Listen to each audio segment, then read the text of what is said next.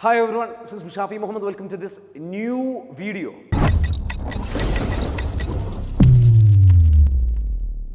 ഇന്നത്തെ നമ്മുടെ business next level ക്ലാസ്സിലേക്ക് എല്ലാവർക്കും സ്വാഗതം. ഇന്ന് നമ്മൾ ഡിസ്കസ് ചെയ്യാൻ പോകുന്നത് വളരെ പ്രധാനപ്പെട്ട ഒരു വിഷയമാണ്. നമ്മൾ ഇതിനു മുൻപ് ഏകദേശം 5ഓളം വീഡിയോസ് ചെയ്തിട്ടുണ്ട്, 5ഓളം ക്ലാസ്സുകൾ നിങ്ങൾക്ക് നൽകിയിട്ടുണ്ട്. ബിസിനസ് നെക്സ്റ്റ് ലെവലിൽ ഭാഗമായിട്ട്, ബിസിനസ്സിനെ നെക്സ്റ്റ് ലെവലിലേക്ക് കൊണ്ടുപോകുന്നതിൻ്റെ ഭാഗമായിട്ട് നമ്മൾ അറിഞ്ഞിരിക്കേണ്ട കാര്യങ്ങളാണ് ഡിസ്കസ് ചെയ്തത്. അതിൽ തന്നെ നമ്മൾ പറയുന്നത് എന്താണെന്ന് ചോദിച്ചു കഴിഞ്ഞാൽ, പൊതുവെ ബിസിനസ്മാൻമാർ വരുത്തി വെക്കുന്ന മിസ്റ്റേക്സുകളാണ്. അതെങ്ങനെ നമുക്ക് അവോയ്ഡ് ചെയ്യാം എന്നുള്ളത് കൂടിയാണ് നിങ്ങൾക്ക് പഠിപ്പിച്ചു തരുന്നത് ഈ ക്ലാസ്സുകളിലൂടെ. അപ്പോൾ നിങ്ങൾ ഇതിനു മുൻപ് ചെയ്തിട്ടുള്ള വീഡിയോകളൊന്നും കണ്ടിട്ടില്ല എങ്കിൽ തീർച്ചയായിട്ടും നമ്മളുടെ ഈ വീഡിയോയ്ക്ക് താഴെ ലിങ്ക് ഡിസ്ക്രിപ്ഷനിൽ നമ്മൾ എന്ത് ചെയ്യും, അതിൻ്റെ ലിങ്കുകൾ നൽകും. നിങ്ങളത് എന്ത് ചെയ്യണം, ക്ലിക്ക് ചെയ്ത് കാണണം മുഴുവനായിട്ട്. എനിവേ, ഇന്നത്തെ വീഡിയോയിലേക്ക് എല്ലാവർക്കും വരാം. ഇന്ന് നമ്മൾ ഡിസ്കസ് ചെയ്യാൻ പോകുന്ന ഏറ്റവും പ്രധാനപ്പെട്ട ബിസിനസ്മാൻമാർ മേക്ക് ചെയ്യുന്ന വളരെ പ്രധാനപ്പെട്ട ഒരു മിസ്റ്റേക്കാണിത്. അതായത് പുവർ അക്കൗണ്ട്സ്. അതായത് അക്കൗണ്ട്സ് അല്ലെങ്കിൽ ഫിനാൻസ് വളരെ മോശമായ രീതിയിൽ അല്ലെങ്കിൽ തീരെ ഇല്ലാത്ത രീതിയിൽ എന്ത് ചെയ്യുന്നു, ബിസിനസ്സിൽ വലിയൊരു മിസ്റ്റേക്ക് വരുന്നു. ബിസിനസ് എന്ന് പറഞ്ഞു കഴിഞ്ഞാൽ ഏറ്റവും പ്രധാനമായിട്ടും നമ്മൾക്ക് എല്ലാവർക്കും അറിയാം, നമ്മൾ ചെയ്യുന്നത് എന്തിനു വേണ്ടിയിട്ടാണ്? പണത്തിന് വേണ്ടിയിട്ടാണ്, ക്യാഷിന് വേണ്ടിയിട്ടാണ്, ജോർജ് ഡ്യൂട്ടിക്ക് വേണ്ടിയിട്ടാണ്. ഈ പറഞ്ഞിരിക്കുന്ന പണം ആണ് ബിസിനസ്സിലെ ഏറ്റവും പ്രധാനപ്പെട്ട ഒരു കാര്യമായിട്ട് നമ്മൾ കാണുന്നത്. കാരണം പണം ഇല്ല എങ്കിൽ, ബിസിനസ്സിൽ ക്യാഷ് ഫ്ലോ കറക്റ്റ് അല്ല എങ്കിൽ, അതിൻ്റെ കണക്കുകൾ കറക്റ്റ് അല്ല എങ്കിൽ ബിസിനസ് എവിടേക്കാണ് പോകുന്നത് എന്നുള്ളത് നമുക്ക് മനസ്സിലാവില്ല. ബിസിനസ് നമ്മൾ ചെയ്യുന്നത് എന്തിനാണ്? പണത്തിന് വേണ്ടിയിട്ടാണ്. അപ്പോൾ ബിസിനസ്സിന് ഈ പണം വരുന്നത് എങ്ങനെയാണ്, എവിടേക്ക് പോകുന്നു, ഏത് രീതിയിൽ ചെലവഴിക്കപ്പെടുന്നു എന്നുള്ളതിനൊരു കണക്കില്ല എങ്കിൽ ബിസിനസ് വളരെ മികച്ച രീതിയിൽ പരാജയത്തിലേക്ക് പോകുന്നത് നിങ്ങൾക്ക് കാണാൻ കഴിയും.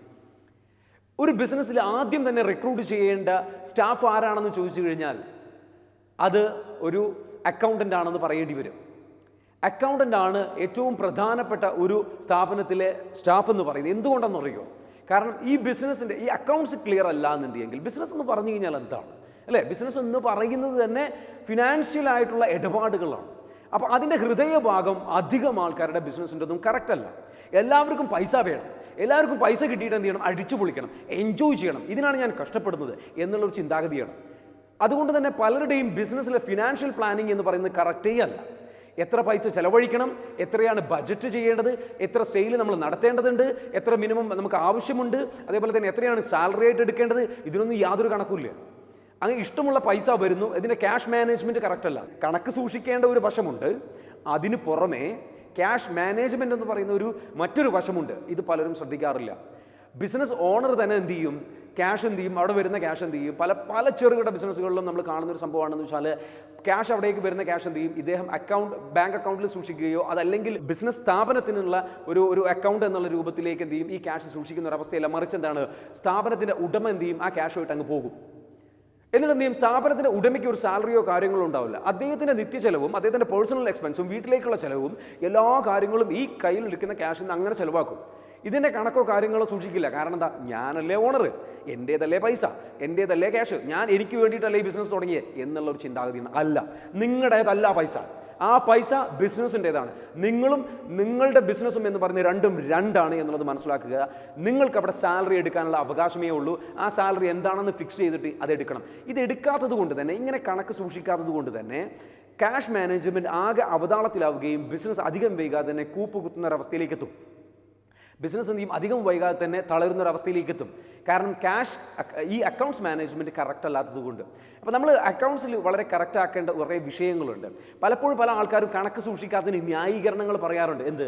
അതൊരു ഭാരിച്ച ഉത്തരവാദിത്വമാണ്, അതൊരു സുഖമില്ലാത്തൊരു ഏർപ്പാടാണ്. എന്നാൽ ബിസിനസ്സിൽ ഏറ്റവും പ്രധാനമായിട്ടും ചെക്ക് ചെയ്യേണ്ട കാര്യം എന്ന് വെച്ചാൽ, ബിസിനസ് എന്ന് പറയുന്ന ഗെയിമിൽ നമ്മൾ വിൻ ചെയ്യുന്നുണ്ടോ ഇല്ലയോ എന്നുള്ളത് ചെക്ക് ചെയ്യണമെന്നുണ്ടെങ്കിൽ ബിസിനസ്സിൻ്റെ കണക്കുകൾ നോക്കണം, സെയിൽസ് റിപ്പോർട്ട് ചെക്ക് ചെയ്യണം. ഈ ആഴ്ചയിലെ സെയിൽസ് എങ്ങോട്ടാണ് പോയിരിക്കുന്നത്, എവിടേക്കാണ് വന്നിരിക്കുന്നത്, ഇത് കറക്റ്റായിട്ട് ചെക്ക് ചെയ്യണം. ഇത് ഏറ്റവും ചുരുങ്ങിയത് മിനിമം ഒരു ആഴ്ചയിലെങ്കിലും നമ്മൾ എന്ത് ചെയ്യണം, കറക്റ്റായിട്ട് ചെക്ക് ചെയ്തുകൊണ്ടിരിക്കണം. ഇല്ല എങ്കിൽ എന്താ സംഭവിക്കുക, ബിസിനസ് നഷ്ടത്തിലാക്കണോ അല്ലേ എന്ന് പോകുന്നത് നമുക്കറിയില്ല. ഇതിൻ്റെ അക്കൗണ്ട്സ് ഓരോ രേഖയും സൂക്ഷിച്ചു വെക്കണം. സെയിൽസ് റിപ്പോർട്ട് നമ്മൾ എടുത്തിട്ട് എന്ത് ചെയ്യണം, കറക്റ്റായിട്ട് നമുക്ക് കിട്ടണം. ഒരു വർഷത്തെ സെയിൽസ് റിപ്പോർട്ട് നമ്മൾ ചോദിച്ചു കഴിഞ്ഞാൽ നമുക്ക് കിട്ടണം. പല ആൾക്കാരും ബിസിനസ് കൺസൾട്ടിങ്ങിൻ്റെയും കോച്ചിങ്ങിൻ്റെയും ഒക്കെ ഭാഗമായിട്ട് അവരുടെ സെയിൽസ് റിപ്പോർട്ട് ചോദിച്ചു കഴിഞ്ഞാൽ അവരുടെ ഇല്ല, അവർക്കത് എടുക്കാൻ അറിയില്ല. അപ്പോൾ അത് പലപ്പോഴും അത് സൂക്ഷിക്കുന്ന രീതി ശരിയല്ല, അല്ലെങ്കിൽ കറക്റ്റായിട്ട് സൂക്ഷിക്കുന്നില്ല എന്നുള്ളതാണ്. അപ്പോൾ ഓരോ കണക്കും എത്ര 1 രൂപയാണെങ്കിൽ പോലും വ്യക്തമായിട്ട് അതിൻ്റെ കണക്ക് സൂക്ഷിക്കണം. കണക്ക് സൂക്ഷിച്ച് വെച്ച് കഴിഞ്ഞാൽ എത്ര സെയിൽ നടന്നു, എത്ര പർച്ചേസിങ്ങിന് എത്ര പോയിട്ടുണ്ട്, അതേപോലെ തന്നെ എത്ര നമ്മൾ മറ്റുള്ള ഡെഡ് സ്റ്റോക്ക് എത്രത്തോളം വന്നിട്ടുണ്ട്, ഇങ്ങനെ എല്ലാത്തിൻ്റെയും കണക്കുകൾ കൃത്യമായിരിക്കണം. പൈസയുടെ വരവും പോക്കും മാത്രമല്ല, എത്ര വാങ്ങി എത്ര വിറ്റു എന്നുള്ളത് മാത്രമല്ല, എത്ര നിലവിൽ സ്റ്റോക്ക് ഉണ്ട് എന്നുള്ളത് നോക്കണം, എത്ര ഡാമേജ് വരുന്നുണ്ട് എന്നുള്ളത് നോക്കണം, എത്ര റിട്ടേൺ വരുന്നുണ്ട് എന്നുള്ളത് നോക്കണം, എത്ര രൂപയാണ് ഈ മാസം നമ്മൾ ബജറ്റ് ചെയ്തിരിക്കുന്നത് എന്നുള്ളത് കാൽക്കുലേറ്റ് ചെയ്യണം, അതിലേക്ക് നമ്മൾ എത്തുന്നുണ്ടോ എന്നുള്ളത് നമ്മൾ കാൽക്കുലേറ്റ് ചെയ്യണം. ഏറ്റവും കൂടുതൽ നമുക്ക് സെയിൽ നടത്തുന്ന പ്രോഡക്റ്റ് ഏതാണ്, കാറ്റഗറി പ്രോഡക്ട്സുകൾ ഏതാണെന്നുള്ളത് നമ്മൾ കണക്ക് സൂക്ഷിക്കേണ്ടതുണ്ട്, കണക്കെടുക്കേണ്ടതുണ്ട്. അങ്ങനെ ഓരോരോ കാര്യങ്ങളുടെയും ഡീറ്റെയിൽഡ് ആയിട്ടുള്ള കണക്ക് പരിശോധിച്ചാൽ മാത്രമേ ആ ബിസിനസ്സിൻ്റെ ഹൃദയം നമുക്ക് മനസ്സിലാവുകയുള്ളൂ, ആ ബിസിനസ്സിൻ്റെ DNA നമുക്ക് മനസ്സിലാവുകയുള്ളൂ. അങ്ങനെ ആ ബിസിനസ്സിൻ്റെ ഉള്ളറിഞ്ഞാൽ മാത്രമേ ആ ബിസിനസ്സിനെ നമുക്ക് വളർത്താൻ കഴിയുകയുള്ളൂ, ഈ ബിസിനസ്സിനെ എവിടേക്ക് കൊണ്ടുപോകണം, ഏത് രീതിയിൽ കൊണ്ടുപോകണം എന്നുള്ളത് നമുക്ക് മനസ്സിലാക്കാൻ കഴിയുകയുള്ളൂ. അപ്പോൾ അതുകൊണ്ട് തന്നെ നിങ്ങൾ ദയവ് ചെയ്ത് എന്ത് ചെയ്യുക, നിങ്ങൾ പലപ്പോഴും ഇത് കീപ്പ് ചെയ്യാൻ കഴിയാത്തതിൻ്റെ ഒരു കാരണം ഇദ്ദേഹത്തിന് അക്കൗണ്ടിങ് സ്കിൽ ഉണ്ടാവില്ല എന്നുള്ളതാണ്. ഉടമയ്ക്ക് അക്കൗണ്ടിങ് സ്കിൽ ഉണ്ടാവില്ല, അതല്ലെങ്കിൽ കണക്കുകളൊന്നും നോക്കാൻ താല്പര്യമില്ല. കാരണം എന്താ, അത് ഡിസിപ്ലിൻഡ് ആയിട്ട് കറക്റ്റായിട്ട് ചെയ്യേണ്ട ഒരു കാര്യമാണ്. അധിക ബിസിനസ്മാന്മാരും അതിന് പറ്റിയ ആൾക്കാരായിരിക്കില്ല.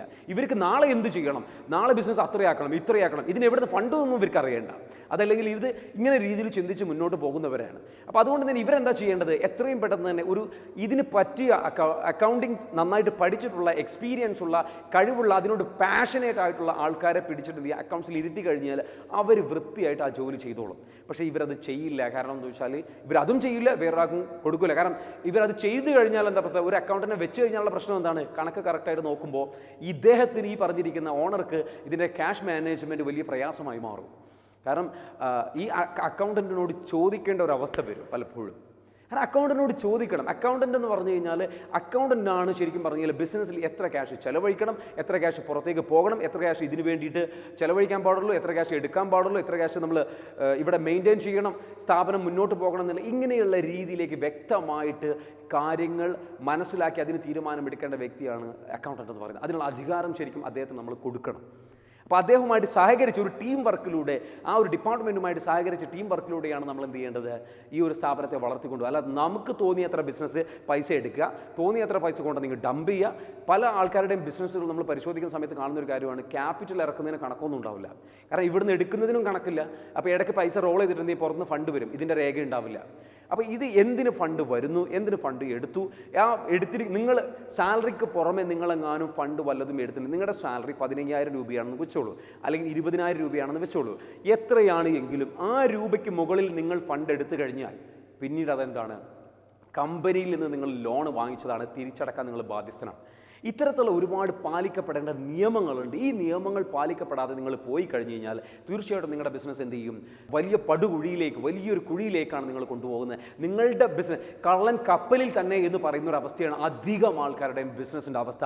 അതായത് ബിസിനസ്സിൻ്റെ ഓണർ തന്നെയാണ് ബിസിനസ്സിനെ പറ്റിക്കുന്നത്, ബിസിനസ്സിൻ്റെ ഓണർ തന്നെയാണ് ബിസിനസ്സിൽ നിന്ന് മോഷ്ടിക്കുന്നത്. അതൊരിക്കലും സംഭവിക്കും. ഓണറാണെന്ന് വിചാരിച്ചിട്ട്, ഫൗണ്ടറാണെന്ന് വിചാരിച്ചിട്ട് നിങ്ങൾക്ക് അതിൽ നിന്ന് പൈസ തൊടാനുള്ള അവകാശമില്ല എന്നുള്ളത് മനസ്സിലാക്കുക. അത്തരത്തിലുള്ളൊരു ധാർമ്മിക ഉത്തരവാദിത്തം നമ്മൾ ഏറ്റെടുത്തുകൊണ്ട് എന്ത് ചെയ്യണം, നമ്മൾ ബിസിനസ്സിനെ വളർത്താൻ വേണ്ടിയിട്ട് ബിസിനസ്സിൻ്റെ ക്യാഷ് ബിസിനസ്സിന് വേണ്ടിയിട്ട് മാത്രം ചിലവഴിക്കുക. അധികം ആൾക്കാരും ചെയ്യുന്ന മറ്റൊരു പ്രശ്നമാണെന്ന് വെച്ചാൽ ഈ ബിസിനസ്സിൽ നിന്നുള്ള ഫണ്ട് എടുത്തിട്ട് എന്ത് ചെയ്യുന്നു, വേറെ ബിസിനസ് സ്റ്റാർട്ട് ചെയ്യുന്നു, എന്നിട്ട് അതിലേക്ക് ഇറക്കി അവിടുത്തെ ആ ബിസിനസ് ഇങ്ങനെ മാനേജ് ചെയ്ത് കൊണ്ടുപോകാൻ വേണ്ടി ഇവിടുത്തെ ഫണ്ട് ഉപയോഗിക്കും. ഒരിക്കലും ചെയ്യാൻ പാടില്ല. That is another big mistake. Accounts related പലരും മേക്ക് ചെയ്യുന്ന മിസ്റ്റേക്സ്. അപ്പോൾ എനിക്ക് നിങ്ങളോട് പറയാനുള്ളതെന്ന് വെച്ചാൽ നല്ലൊരു അക്കൗണ്ടൻറ്റിനെ നിങ്ങൾ എന്ത് ചെയ്യുക, അപ്പോയിൻറ്റ് ചെയ്യുക. അതല്ലെങ്കിൽ തന്നെ നിങ്ങൾ വ്യക്തമായിട്ടുള്ള രീതിയിൽ എന്ത് ചെയ്യുക, അക്കൗണ്ട്സ് കറക്റ്റായിട്ട് ചെയ്തിട്ട് മുന്നോട്ട് പോവുക. 2 രീതിയിൽ നിങ്ങൾക്ക് ചെയ്യാം. ഒരുപാട് ഓപ്ഷൻസ് ഉണ്ട് നിങ്ങൾക്കത് ചെയ്യാൻ വേണ്ടിയിട്ട്. ഒന്ന്, നിങ്ങൾക്ക് എന്ത് ചെയ്യാം, നിങ്ങൾ തന്നെ എന്ത് ചെയ്യുക, ഡെയിലി അക്കൗണ്ട്സ് വരവും ചെലവും എന്ത് ചെയ്യുക, കറക്റ്റായിട്ട് ഒരു ഡേ ബുക്ക് കീപ്പ് ചെയ്തുകൊണ്ട് അതിൽ കറക്റ്റായിട്ട് ഓപ്പണിംഗ് ബാലൻസും അതേപോലെ തന്നെ ക്ലോസിംഗ് ബാലൻസും കറക്റ്റായിട്ട് മെയിൻറ്റെയിൻ ചെയ്തുകൊണ്ട് നിങ്ങൾ എന്ത് ചെയ്യുക, ഡെയിലി എക്സ്പെൻസുകൾ കോളമാക്കി തിരിച്ചിട്ട് കറക്റ്റായിട്ട് ലെഡ്ജർ നിങ്ങളുടെ ഒരു ഡേ ബുക്ക് കീപ്പ് ചെയ്തിട്ട് മുന്നോട്ട് പോവുക. എന്നിട്ട് എന്ത് ചെയ്യാം, നിങ്ങൾക്ക് വേണമെന്നുണ്ടെങ്കിൽ എന്ത് ചെയ്യാം, പുറമേ ഉള്ളൊരു അക്കൗണ്ടൻറ്റിനെ ഹയർ ചെയ്തുകൊണ്ട് ഓഡിറ്റിങ്ങിന് വരുത്തിക്കൊണ്ട് എന്ത് ചെയ്യാം, ഇത് കറക്റ്റായിട്ട് ആഴ്ചയിലോ അല്ലെങ്കിൽ മന്ത്ലിയോ വന്നിട്ട് കറക്റ്റായിട്ട് ഇത് കണക്കാക്കിയിട്ട് സൂക്ഷിക്കി വെക്കുന്ന രൂപത്തിലേക്ക് ചെയ്യാം. നിങ്ങളുടെ സിസ്റ്റത്തിലേക്ക് കയറ്റി തരുന്ന രൂപത്തിലേക്ക് അവർക്ക് ചെയ്യാൻ പറ്റും. ഇനി നിങ്ങൾക്കത് ചെയ്യാൻ പറ്റില്ലെങ്കിൽ ഒരു സ്റ്റാഫിനെ വെക്കുക, സ്റ്റാഫിനെ കൊണ്ട് ഡെയിലി കീപ്പ് ചെയ്യുക, എന്നിട്ട് ഇത് രൂപത്തിൽ ഇറങ്ങി ചെയ്യാം. അതല്ലെങ്കിൽ നല്ലൊരു എക്സ്പീരിയൻസ്ഡ് ആയിട്ടുള്ള സ്റ്റാഫിനെ വെച്ച് കഴിഞ്ഞാൽ സോഫ്റ്റ്വെയർ ലെവലിൽ നിങ്ങൾക്ക് അത് എന്ത് ചെയ്യാം, അതിൽ നിങ്ങളുടെ തന്നെ ഓഫീസിൽ അത് സെറ്റ് ചെയ്തിട്ട് വെച്ച് കഴിഞ്ഞാൽ തീർച്ചയായിട്ടും മികച്ച രീതിയിൽ നിങ്ങൾക്ക് എന്ത് ചെയ്യാൻ പറ്റും, മുന്നോട്ട് പോകാൻ.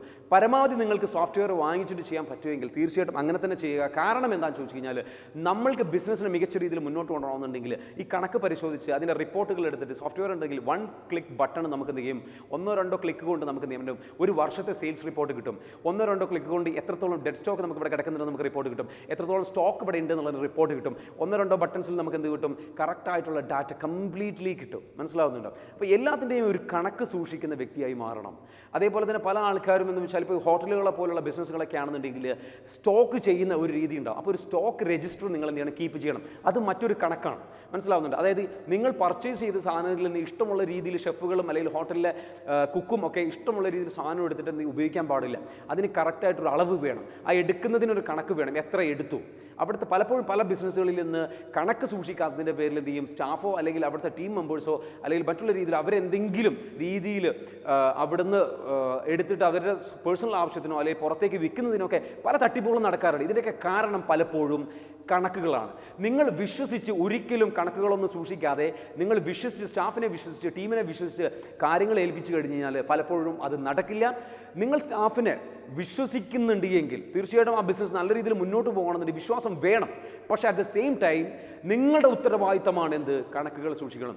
നിങ്ങളുടെ സഹായമില്ലാതെ നിങ്ങളുടെ അനുമതിയില്ലാതെ ഒരാളും എന്ത് ചെയ്യില്ല, നിങ്ങളെ പറ്റിക്കില്ല എന്നുള്ളത് മനസ്സിലാക്കുക.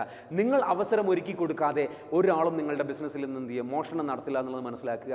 തീർച്ചയായിട്ടും എല്ലാത്തിനും കണക്ക് സൂക്ഷിച്ച് വളരെ മികച്ച രീതിയിൽ ഒരു പ്ലാൻ ചെയ്തിട്ട് ഒരു സെയിൽസ് ഫോർകാസ്റ്റിംഗ് നടത്തിയിട്ട് ഒരു ബജറ്റിംഗ് നടത്തിയിട്ട് മികച്ച രീതിയിൽ ബിസിനസ് വളർത്തിക്കൊണ്ടുവരാൻ നിങ്ങളെ കൊണ്ട് സാധിക്കട്ടെ എന്ന് മാത്രം പറഞ്ഞുകൊണ്ട് ഈ മിസ്റ്റേക്ക് ഇനി ആവർത്തിക്കാതെ മുന്നോട്ട് പോകാൻ തീരുമാനമെടുക്കുക. ഇപ്പോൾ തീരുമാനമെടുക്കുക, ഇന്നു മുതൽ എൻ്റെ ബിസിനസ്സിൽ കണക്കുകൾ ഞാൻ എന്ത് ചെയ്യും, സൂക്ഷിക്കും, കറക്റ്റായിട്ട് അപ്ഡേറ്റ് ചെയ്ത് മുന്നോട്ട് കൊണ്ടുപോകും. പല ആൾക്കാരും കണക്ക് സൂക്ഷിക്കുന്നതിൻ്റെ ഏറ്റവും വലിയ ഭയപ്പെടുന്ന ഒരു കാര്യം എന്താണെന്ന് ചോദിച്ചു കഴിഞ്ഞാൽ പലപ്പോഴും എന്താ വരുന്നൊരു കാര്യം, ഗവൺമെൻറ് ടാക്സ് വലിയൊരു ഇഷ്യൂ ആയിട്ട് വരും. അല്ലെങ്കിൽ റെയ്ഡ് നടക്കുക, അല്ലെങ്കിൽ ഇത്തരത്തിലുള്ള സെയിൽസ് ടാക്സ് ടീം വന്നിട്ട് അല്ലെങ്കിൽ മറ്റുള്ള ടീം ഇവർ വന്നിട്ട് റെയ്ഡ് നടത്തുന്ന സമയത്ത് ഇൻകം ടാക്സ് ഡിപ്പാർട്ട്മെൻറ്റ് അല്ലെങ്കിൽ ഇത്തരത്തിലുള്ള ടീംസുകൾ വന്നിട്ട് റെയ്ഡ് നടത്തി കഴിഞ്ഞ് കഴിഞ്ഞാൽ പിടിക്കപ്പെടുമല്ലോ എന്നുള്ള വലിയ ഭയമുള്ളതുകൊണ്ട് പലരും കണക്ക് സൂക്ഷിക്കും. അതൊരിക്കലും ഒരു ന്യായമല്ല.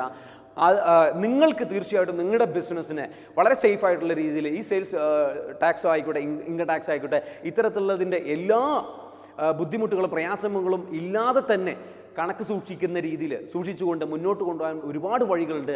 അത് നിങ്ങൾ എന്ത് ചെയ്യണം, ടാക്സ് കൺസൾട്ടന്റുമാരുമായിട്ടോ അതല്ലെങ്കിൽ ഈ പറഞ്ഞിരിക്കുന്ന നിങ്ങളുടെ അക്കൗണ്ട്സ് ഡിപ്പാർട്ട്മെൻറ്റുമായിട്ടുള്ള ബന്ധപ്പെട്ടുള്ള ആൾക്കാരുമായിട്ട് ഡിസ്കസ് ചെയ്തുകൊണ്ട് നിങ്ങൾക്ക് എന്ത് ചെയ്യാം, അതിനൊക്കെ സൊല്യൂഷൻസ് കണ്ടെത്താവുന്നതാണ്. എന്നിട്ട് നിങ്ങളുടെ ബിസിനസ്സിനെ വളർത്തി മുന്നോട്ട് കൊണ്ടുവരാവുന്നതാണ്. എല്ലാത്തിനും ഇവിടെ സൊല്യൂഷൻസ് ഉണ്ട്. ഇങ്ങനെയുള്ള കുറേ പ്രശ്നങ്ങൾ പറഞ്ഞിട്ട് ന്യായീകരണങ്ങൾ പറഞ്ഞിട്ട് ദയവ് ചെയ്ത് നിങ്ങളുടെ ബിസിനസ്സിനെ പടുകുഴിയിലേക്ക് നയിക്കല്ലേ. കണക്കില്ലാത്ത ബിസിനസ് എന്ന് പറയുന്നത് ഒരിക്കലും നിങ്ങളെ സംബന്ധിച്ചിടത്തോളം ഫൗണ്ടേഷൻ ഇല്ലാത്തൊരു വീട് വെക്കുന്നത് പോലെയാണ്. തറയില്ലാത്തൊരു വീട് വെച്ചാലുള്ള അവസ്ഥ എന്താവും, അതിന് തുല്യമാണെന്ത് ഈ പറഞ്ഞിരിക്കുന്ന കണക്കില്ലാത്ത ബിസിനസ് എന്ന് പറയുന്നത്. ദയവ് ചെയ്ത് എല്ലാത്തിനും കണക്ക് സൂക്ഷിച്ചുകൊണ്ട് മുന്നോട്ട് പോകാൻ നിങ്ങൾക്ക് സാധിക്കട്ടെ. ഈ വീഡിയോ നിങ്ങൾക്ക് ഇഷ്ടപ്പെട്ടെങ്കിൽ നിങ്ങൾ എന്ത് ചെയ്യുക, മാക്സിമം ആൾക്കാരിലേക്ക് ഷെയർ ചെയ്യുക, സപ്പോർട്ട് ചെയ്യുക. ഷാഫി ഇൻസ്പേസിൻ്റെ ബിസിനസ് നെക്സ്റ്റ് ലെവൽ എന്ന് പറയുന്ന കോച്ചിങ് പ്രോഗ്രാം ഉണ്ട്. 2 വർഷം നീണ്ടു നിൽക്കുന്ന പ്രോഗ്രാമാണ്. അതിൽ നമ്മൾ ഓരോ വിഷയവും ഓരോ മാസത്തിൽ ഓരോ വിഷയത്തെക്കുറിച്ചുള്ള ഡീറ്റെയിൽഡ് ആയിട്ടുള്ള ഫുൾ ഡേ ക്ലാസ്സുകൾ കോച്ചിങ് പ്രോഗ്രാമുകൾ കൊടുക്കുകയും നിങ്ങളുടെ ഓഫീസിൽ വന്നിട്ട് നേരിട്ട് വന്നിട്ട് നിങ്ങളുടെ സ്ഥാപനത്തിൽ വന്നിട്ട് നിങ്ങളുടെ സ്ഥാപനത്തിൻ്റെ ഓരോ കാര്യങ്ങളും പഠിപ്പിച്ച്, അതായത് ഇപ്പോൾ പറഞ്ഞതുപോലുള്ള കണക്ക് കറക്റ്റാണോ, നിങ്ങളുടെ അക്കൗണ്ട്സ് ഡിപ്പാർട്ട്മെൻറ്റ് കറക്റ്റാണോ, നിങ്ങളുടെ ലീഗൽ ഡിപ്പാർട്ട്മെൻറ്റ് കറക്റ്റാണോ, നിങ്ങളുടെ HR ഡിപ്പാർട്ട്മെൻറ്റ് കറക്റ്റാണോ, നിങ്ങളുടെ മാർക്കറ്റിംഗ് ഡിപ്പാർട്ട്മെൻറ്റ് കറക്റ്റാണോ, നിങ്ങളുടെ സെയിൽസ് ഡിപ്പാർട്ട്മെൻറ്റ് കറക്റ്റാണോ, നിങ്ങളുടെ എൻ്റയർ ഓവർ ട്രെയിനിങ് ഡിപ്പാർട്ട്മെൻറ്റ് കറക്റ്റാണോ, ഇങ്ങനെയുള്ള എല്ലാ കാര്യങ്ങളും കറക്റ്റാണോ എന്നുള്ളത് ചെക്ക് ചെയ്യുകയും എന്നിട്ട് അതിന് കറക്റ്റ് അല്ല എങ്കിൽ ഏത് രീതിയിൽ കറക്റ്റാക്കാം എന്നുള്ളതും എങ്ങനെ എന്നിട്ട് അത് ഒരു സിസ്റ്റമാക്കിയിട്ട് ഒരു സ്ട്രക്ചറോട് കൂടി റൺ ചെയ്യുന്ന ഒരു സിസ്റ്റത്തിലൂടെ പോകുന്ന ഒരു ബിസിനസ്സാക്കി മാറ്റിയെടുക്കുന്ന തരത്തിലുള്ള കൺസൾട്ടിങ്ങും കോച്ചിങ്ങും കൗൺസിലിങ്ങും സ്റ്റാഫിന് ആവശ്യമായിട്ടുള്ള ട്രെയിനിങ്ങും അതേപോലെ തന്നെ എക്സ്ട്രാ നിങ്ങളുടെ ബിസിനസ്സിനെ സോഷ്യൽ മീഡിയയിൽ മികച്ച രീതിയിൽ മാർക്കറ്റ് ചെയ്ത് ബ്രാൻഡ് ചെയ്തെടുക്കുന്നതുമായി ബന്ധപ്പെട്ട് നിങ്ങൾക്ക് വേണ്ട വീഡിയോസ് ഷൂട്ട് ചെയ്ത് പ്രൊഡ്യൂസ് ചെയ്ത് അത് നിങ്ങളുടെ ചാനലുകളിൽ അപ്ലോഡ് ചെയ്യുകയും ചെയ്യുന്ന ഒരു total business coaching and developing പ്രോഗ്രാമാണ് ബിസിനസ് നെക്സ്റ്റ് ലെവൽ പ്രോഗ്രാം. പങ്കെടുക്കാൻ താല്പര്യമുണ്ടെങ്കിൽ എന്ത് ചെയ്യുക, വീഡിയോ കാണുന്ന നമ്പറിൽ നിങ്ങൾ എന്ത് ചെയ്യുക, വിളിച്ചിട്ട് എന്ത് ചെയ്യുക, സീറ്റ് ബുക്ക് ചെയ്യുക. തീർച്ചയായിട്ടും എല്ലാ മാസവും ഈ പ്രോഗ്രാം നടക്കുന്നുണ്ട്. എല്ലാ മാസവും 2ാമത്തെ ചൊവ്വാഴ്ചയിലാണ് ഈ പ്രോഗ്രാം നടക്കുന്നത്. ചൊവ്വാഴ്ചകളിലാണ് ബിസിനസ്മാൻമാരായിട്ടുള്ള ആൾക്കാർക്ക് ഏക ദിവസം ഒഴിവുണ്ടാവുക ഞായറാഴ്ചയാണ്. എന്നാൽ ആ ഒരു ദിവസമല്ല നമ്മൾ എടുത്തിരിക്കുന്നത്.